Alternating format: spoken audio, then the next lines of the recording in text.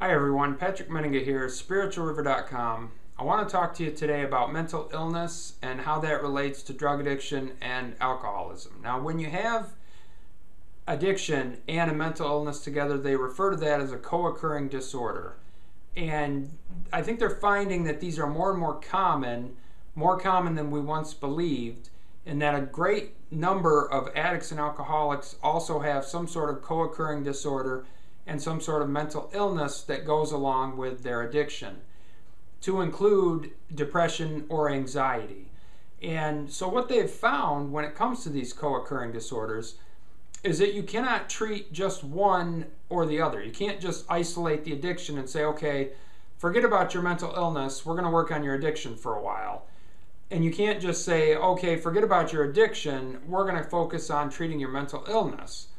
That neither of those approaches works very well. And the reason they don't is because it's a circular problem in that the two problems can feed off of each other. If one is left unchecked, it will almost always lead back to a relapse in the other area and vice versa.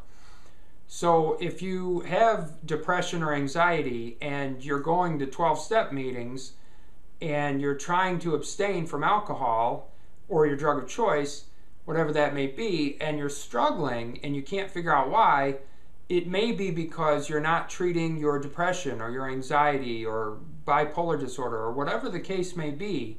If there's a co-occurring disorder there, that might need to be addressed so that you can deal with both problems at the same time. When you have these co-occurring disorders, relapse is more common because you have multiple reasons that can drive you to relapse if there's a co-occurring disorder, if you're dealing with mental illness and addiction. So if that's the case with you, do not despair.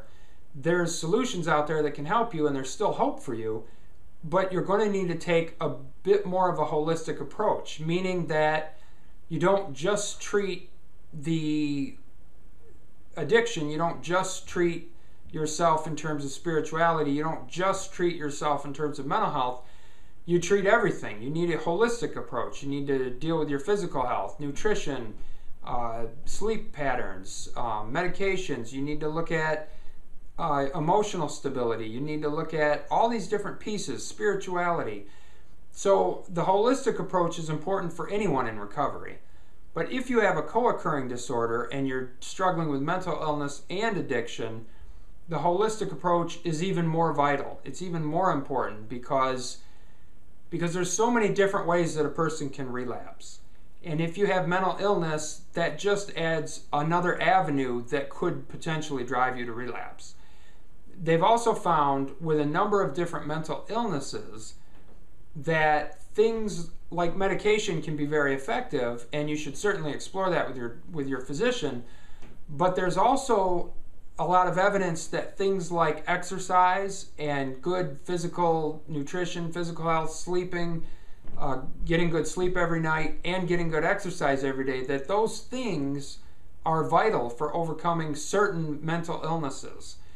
And so all of those things apply to addiction as well. And this is what makes the holistic approach so vital, that it's helping both the mental illness and the drug addiction. So that's what I would encourage for you, especially if you have a co-occurring disorder, is to look a little bit at the holistic approach, talk to your doctor, talk to your therapist, get to a treatment center if you can't achieve abstinence on your own, get to an inpatient treatment center, and then think about this holistic approach so that you can take better care of yourself on a daily basis and increase your chances of abstinence in the long run.